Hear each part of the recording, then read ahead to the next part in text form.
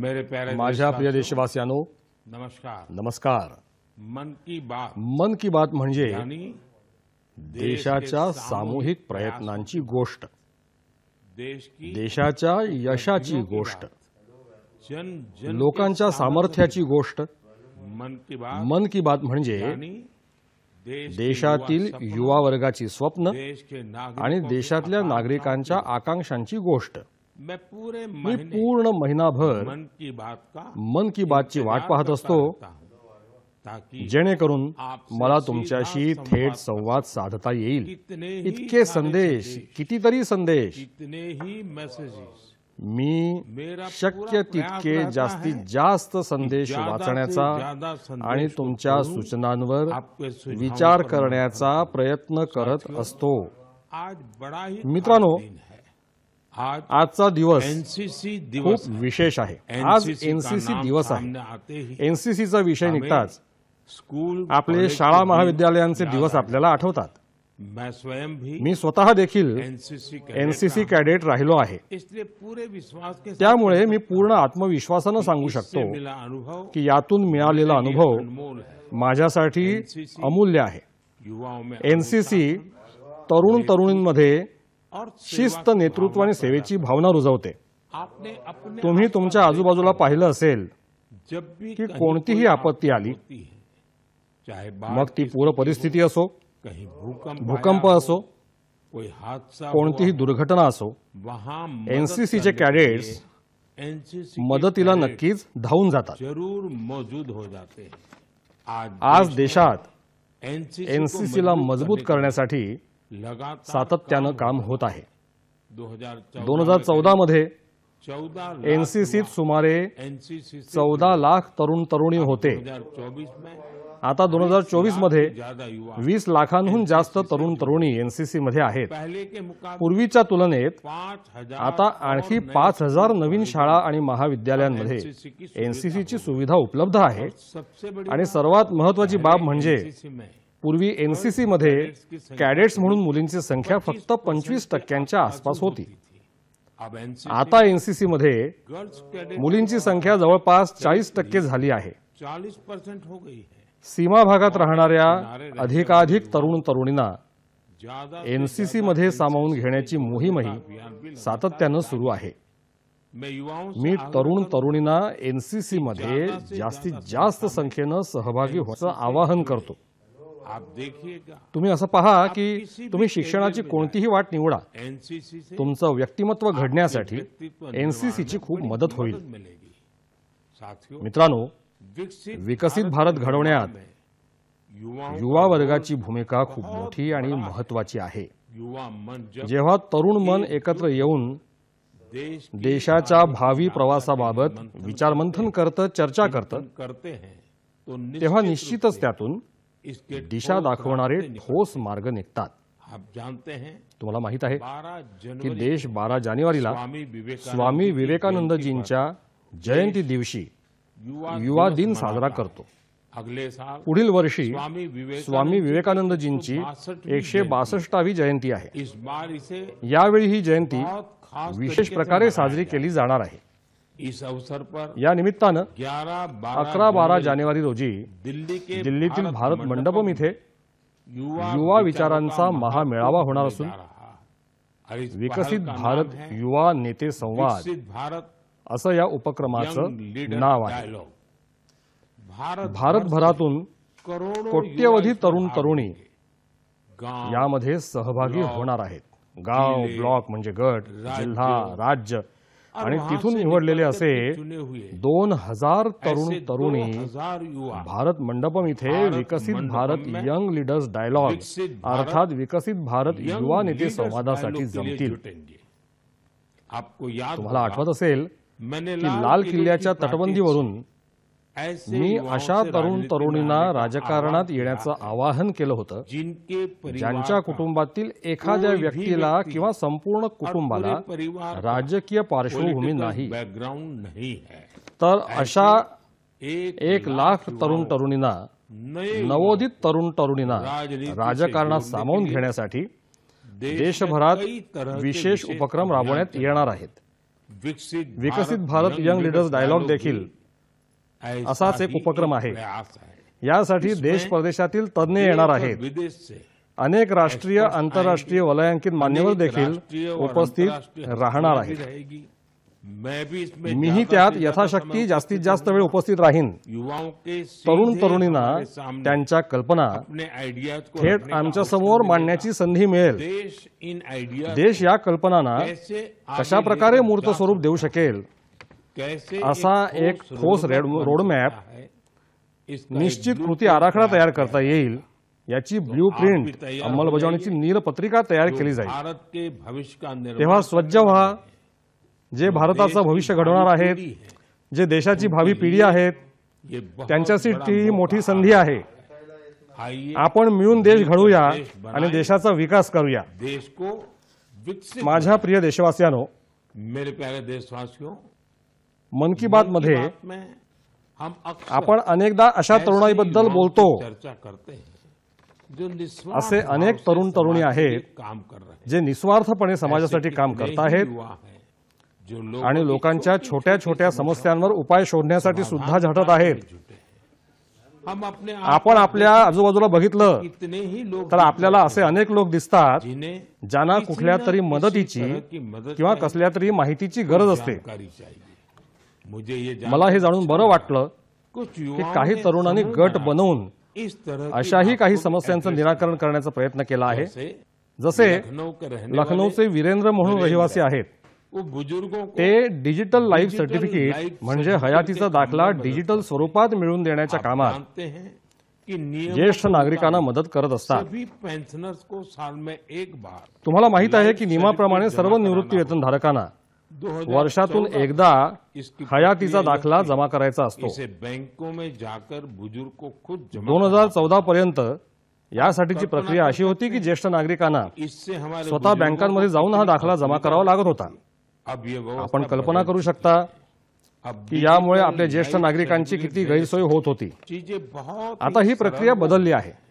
बुजुर्गों को आता हयातीचे दाखले डिजिटल स्वरूपात मिळू लागल्यामुळे बुजुर्गों को ही प्रक्रिया टेक्नोलॉजी की खूप वजह सुलभ से झाली कोई आहे. दिक्कत ना आए. इसमें ज्येष्ठ वजह नागरिकांना से बँकेत जावं लागत नाही. का है. वो अपने ज्येष्ठ नागरिकांना तंत्रज्ञानाच्या वापरात कुठलीही अडचण येऊ नये जागरूक करते रहते हैं. म्हणून वीरेंद्र सारखे अनेक तरुण योगदान देत आहेत. ते आपापल्या भागातल्या ज्येष्ठ नागरिकांना याबाबत जागृत करत असतात.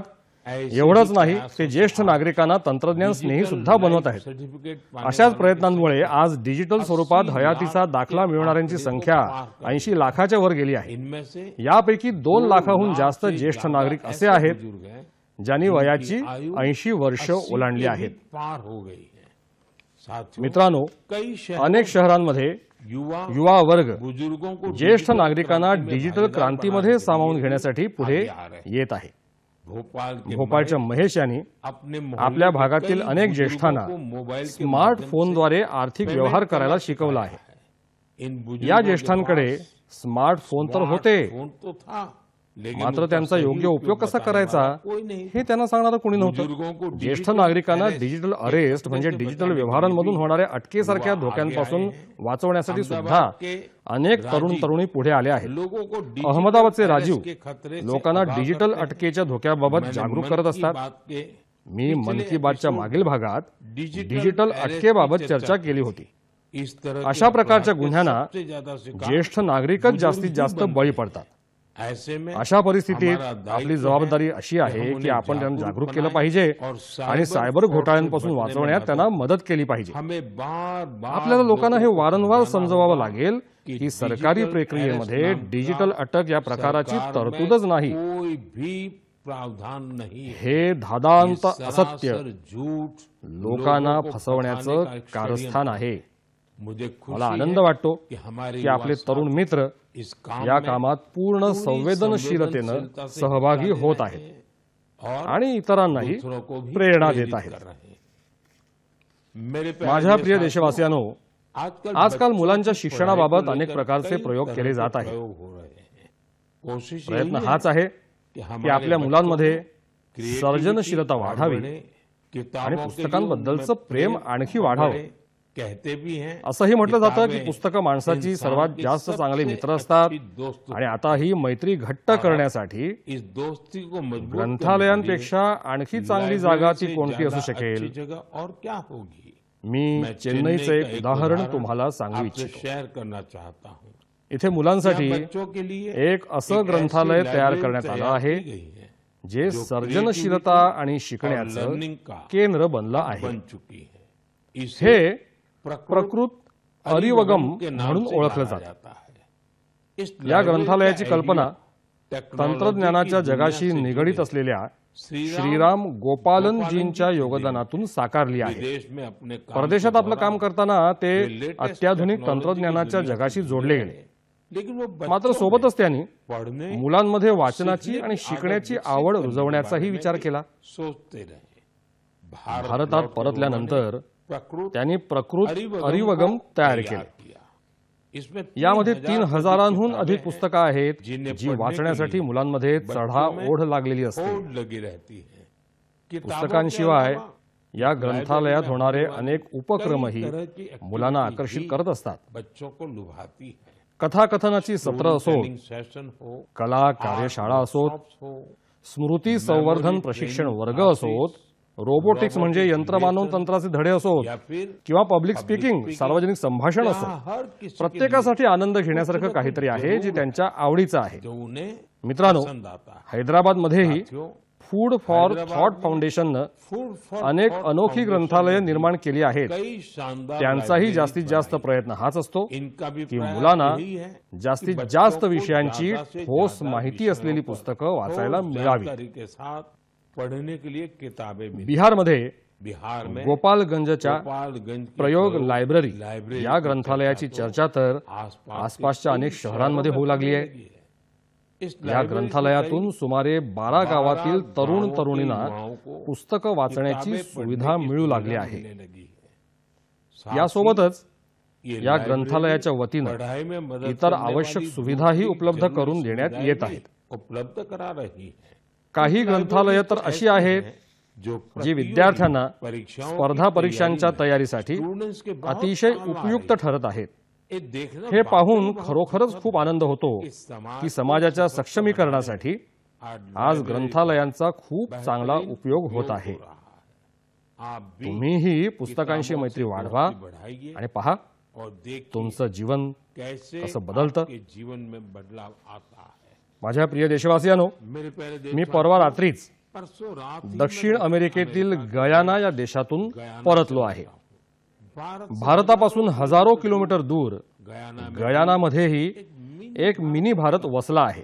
आज से लगभग सुमारे 180 वर्षांपूर्वी गयानात गयाना में भारतातील लोकांना खेतों में शेतात काम करण्यासाठी दूसरे कामों के लिए आणि इतर कामांसाठी नेण्यात आलं होतं। आज गयाना आज गयानामधील भारतीय भारतीय वंशाचे लोक राज राजकारण, व्यवसाय, व्यापार, शिक्षण आणि संस्कृती या प्रत्येक क्षेत्रात गयानाचं नेतृत्व करत आहेत। गयाना के राष्ट्र गयानाचे अध्यक्ष डॉक्टर इरफान अली भी हे देखील भारतीय वंशाचे आहेत, जो अपनी ज्यांना आपल्या भारतीय वंशाचा वारशाचा अभिमान आहे। गयाना में था मी गयानामध्ये असताना में एक विचार आया माझ्या मनात एक विचार आला जो मैं मन जो मी तुम्हाला मन की बात मध्ये सांगत आहे।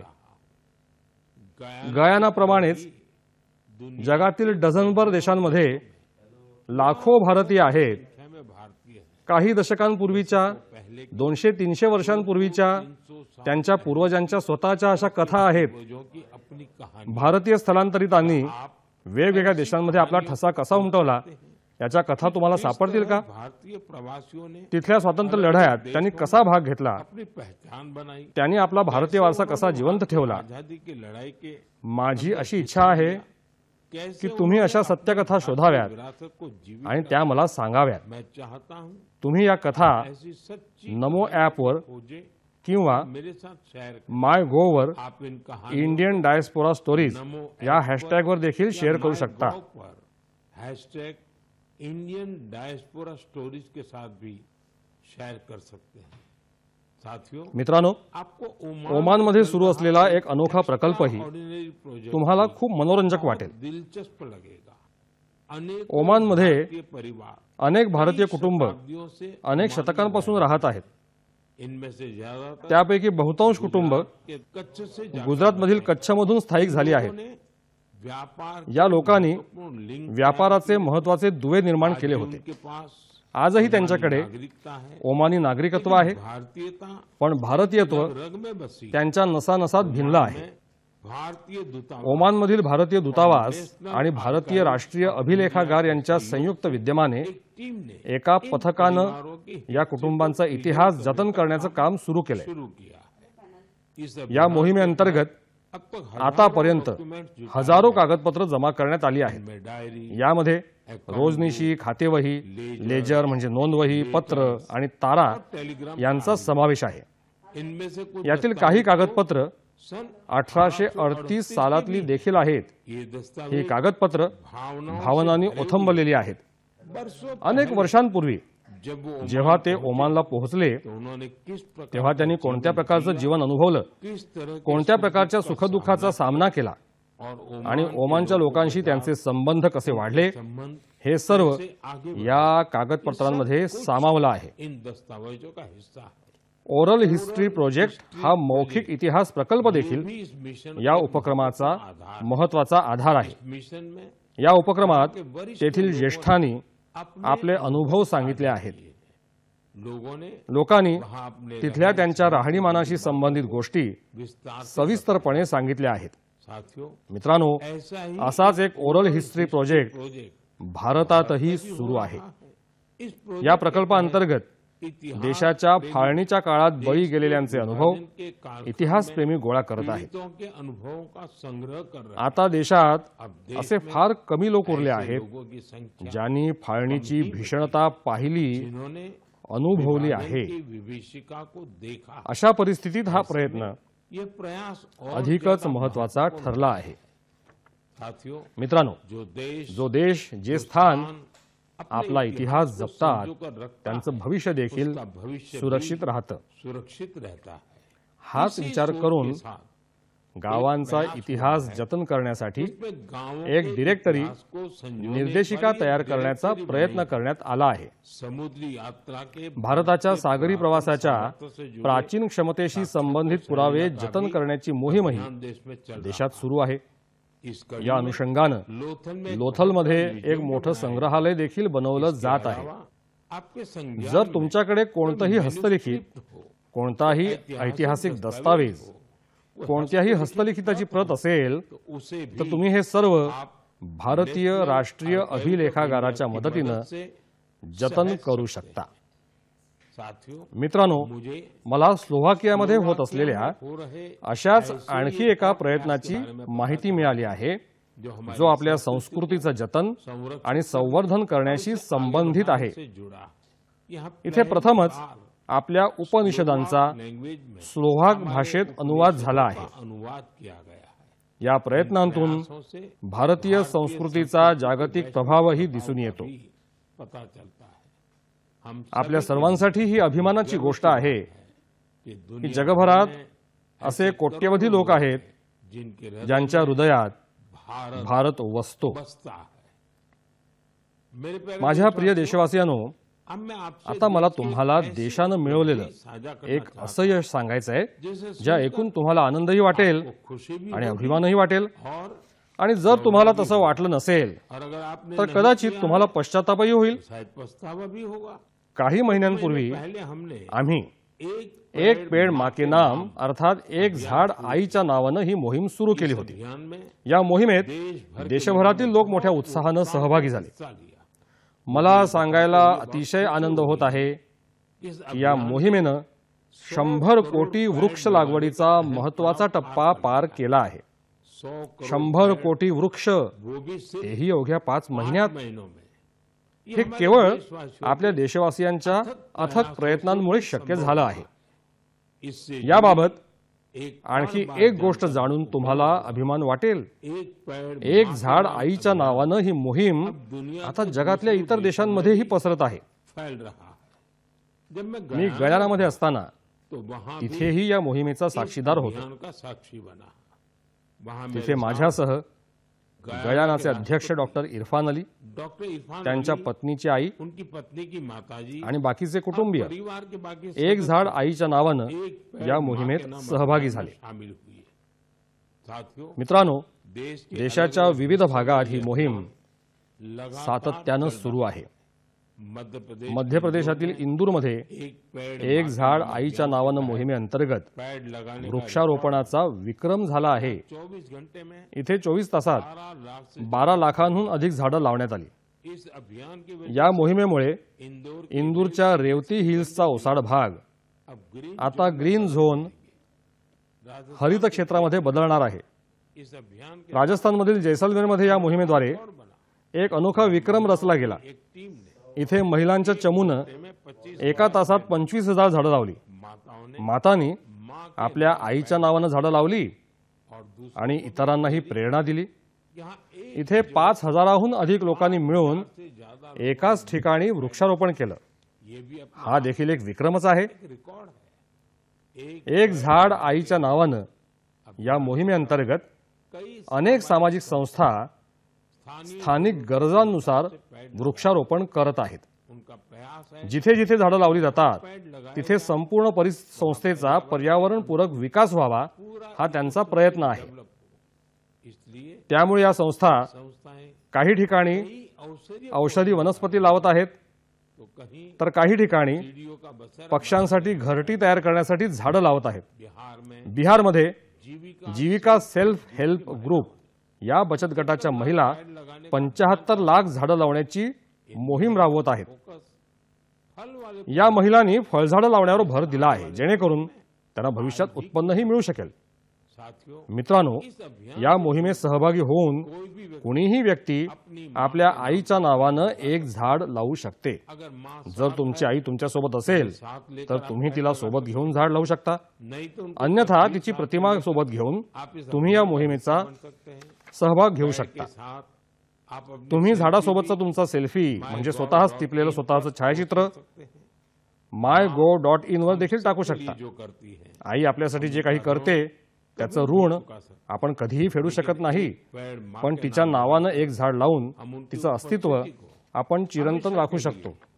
जीवंत बना सकते हैं। मेरे प्यारे माझ्या प्रिय देशवासियांनो, आप तुम्ही सर्वांनी लहानपणी बचपन में तुमच्या घराच्या छतावर किंवा झाडांवर पैरों को चिमण्या चिवचिवाट करताना पाहिल्या असतील। पेड़ों पर चहकते हुए जरूर देखा चिमणीला गोरैया तामिळ आणि मल्याळम मध्ये मलयालम में कुरुवी, रूबी तेलुगूमध्ये पिच्चुका का आणि कन्नडमध्ये गुब्बी के नाम म्हणून ओळखलं जातं। हर भाषा प्रत्येक भाषेत आणि संस्कृतीत गोरे चिमण्यांच्या कथा किस्से सांगितले जातात। जाते हैं।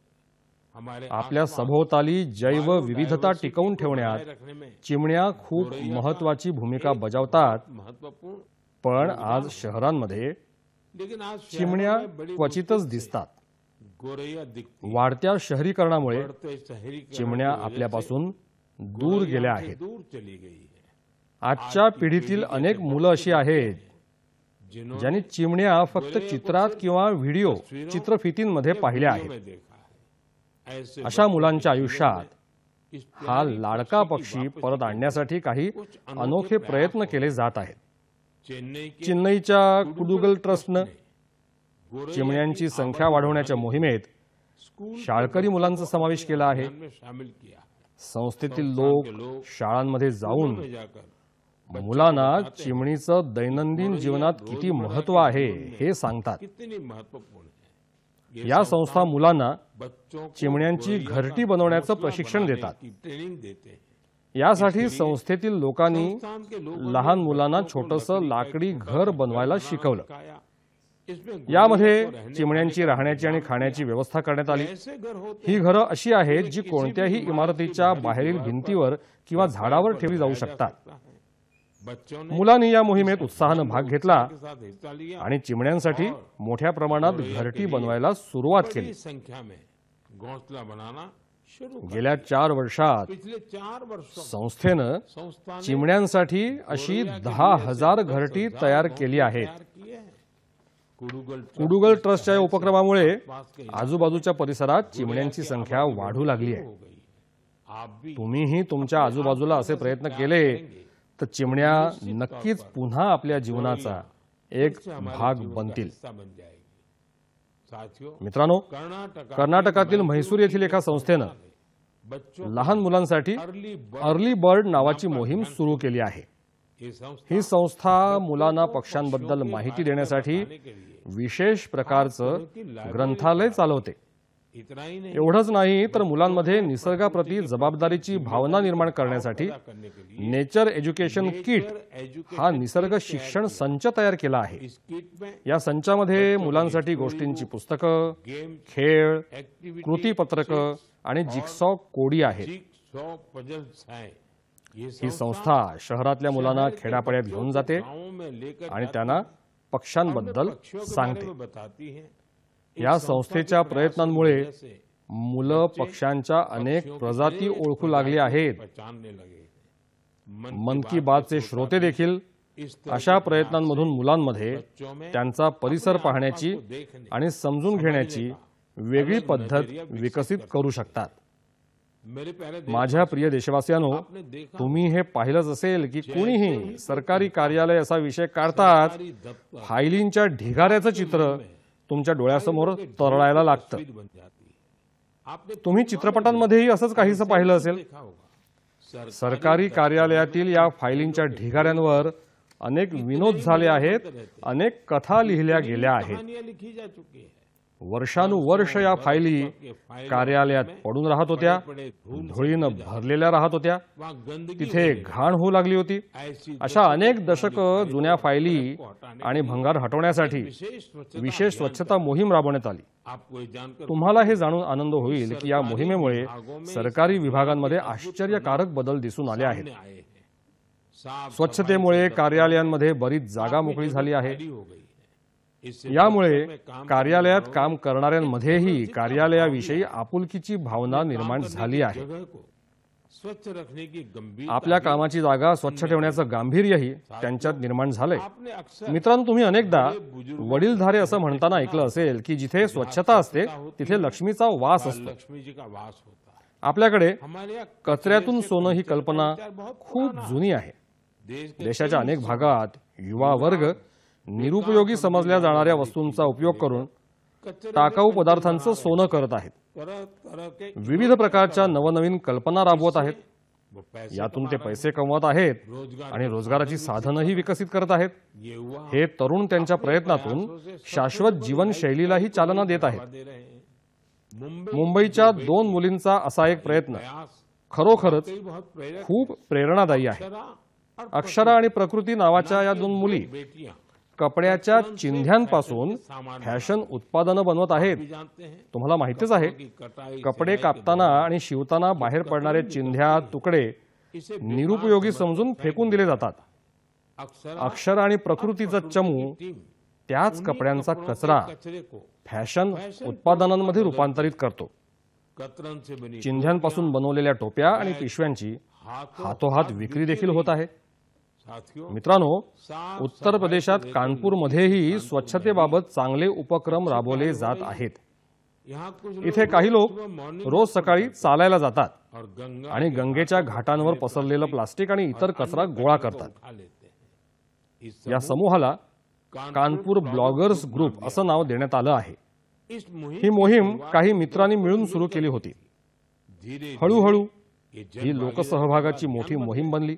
शहर के कई शहरातले अनेक नागरिक त्यात सहभागी झाले आहेत. इसके सदस्य या समूहाच्या सदस्यांनी आता और घरों दुकानं आणि घरातूनही कचरा गोळा करायला सुरुवात केली आहे. से या कचऱ्यापासून रिसायकल प्लांट म्हणजे पुनर्प्रक्रियेद्वारे ट्री गार्ड ही झाड संरक्षक कवचं तयार केली जातात. कचरे से म्हणजेच या समूहातील लोक कचऱ्यापासून बनवलेल्या ट्री गार्डच्या सहाय्यानं झाडांचं संरक्षणही करतात.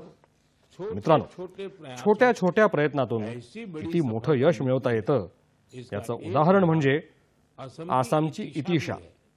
इतिशाचं शिक्षण दिल्ली आणि पुण्यात झालं आहे. इतिशा व्यावसायिक जगतातील झगमगाट आणि आकर्षक प्रसिद्धी सोडून अरुणाचलच्या सांगती नदी खोऱ्याच्या स्वच्छतेसाठी झटत आहे. पर्यटकांमुळे तिथे मोठ्या प्रमाणात प्लास्टिकचा कचरा साचू लागला होता. वहाँ की नदी एकेकाळी स्वच्छ असलेली तिथली ही नदी वो प्लास्टिक वेस्ट कचऱ्यामुळे प्रदूषित झाली होती. दूषित हो गई. ती स्वच्छ करण्यासाठी इसे साफ करने के इतिशा स्थानिक लोकांसोबत काम करत आहे. स्थानीय लोगों के साथ मिलकर काम कर रही है. तिच्या समूहाचे लोक के ग्रुप के लोग तिथे येणाऱ्या पर्यटकांना आने वाले जागरूक करतात टूरिस्ट को आणि प्लास्टिक कचरा गोळा करण्यासाठी प्लास्टिक वेस्ट को कलेक्ट संपूर्ण करने के खोऱ्यात लिए बांबूपासून बनवलेल्या कचरा वहां से कुंड्या बने बसवतात. कूड़ेदान लगाते हैं. साथियों, मित्रांनो, अशा प्रयत्नांमुळे भारताच्या स्वच्छता मोहिमेला स्वच्छता अभियान चालना को मिळते. मिलती है. ही एक निरंतर सुरू राहणारी मोहीम आहे. तुमच्या आजूबाजूलाही असं नक्कीच घडत असेल. अशा प्रयत्नांबद्दल आप तुम्ही मला अवश्य ऐसे लिहित राहा. प्रयासों के बारे में जरूर लिखते मित्रांनो, रहिए. मन की बातच्या या भागामध्ये मन की बात के इस सध्या एपिसोड एवढंच. में फिलहाल मी तर महिनाभर मुझे तुमच्या प्रतिक्रियांची, पूरे महीने पत्रांची प्रतिक्रियाओं आणि सूचनांची सारखी वाट पाहत असतो. खूब इंतजार दर महिन्याला येणारे तुमचे महीने संदेश आने वाली मला आणखी चांगलं काम करत राहण्याची बेहतर प्रेरणा देत असतात. देते हैं. अगले महीने पुढच्या महिन्यात आपण फिर मिलेंगे. पुन्हा भेटू. मन मन की बातच्या वेगळ्या भागात की में देश आणि देशवासियांच्या नवीन यशस्वी कामगिरीसह तब तक तोपर्यंत सर्व देशवासियांना माझ्या मेरी भरपूर शुभेच्छा. कामना. खूप खूप आभार.